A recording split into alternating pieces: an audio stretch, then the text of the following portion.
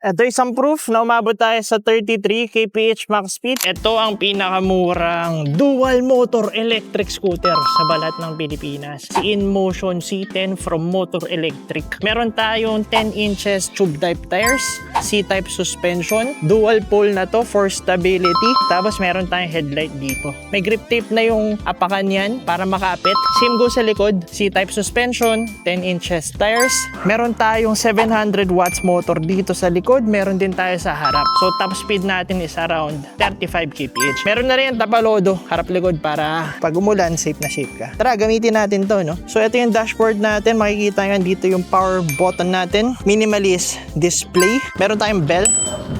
Ito yung brake natin sa harap. Ito naman yung brake natin sa likod. So dual disc brakes na rin siya. Ayan, makikita nyo.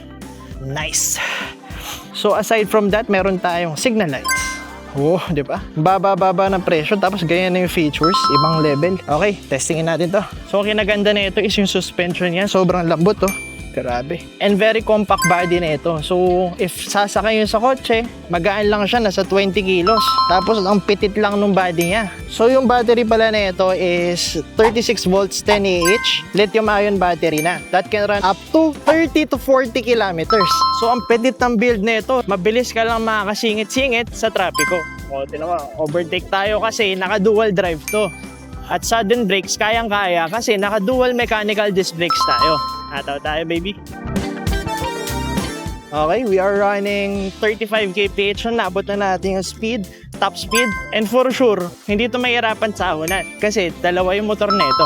Meron din tong function na cruise control kung saan mag-autopilot siya. So after mo mag-press ng throttle dito sa kanan, ng 10 seconds ng dire-diretso, mag-autopilot na siya. Ayan, inahon natin tong banayad na paahon. Kayang-kaya kasi dual drive na to. Angas! So para kanino tong electric scooter na to? So kung naghahanap ka ng malambot yung suspension, etong unit ang dapat mong kunin, number 1. And number 2, kung gusto nyo compact lang and portable kasi magaan lang siya. Mabilis i-maneuver.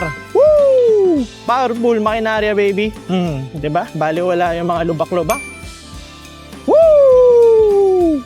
Pakita ko sa inyo ngayon paano to i-fold. Off muna natin, long press nyo lang to. Okay, meron tayong dalawang lock para i-fold to. So ito yung una. Press down nyo lang to. Tapos, hilahin nyo ito palabas. Then, push down. Okay, yung unang lock natanggal na. Second lock is ito. Hilahin nyo lang ito palayo. Mag-fold na siya. Then, meron tayong hook dito. This one, nag-hook yan dito. Para kung bubuhatin nyo siya, mabilis lang. 20 kilos lang, oh.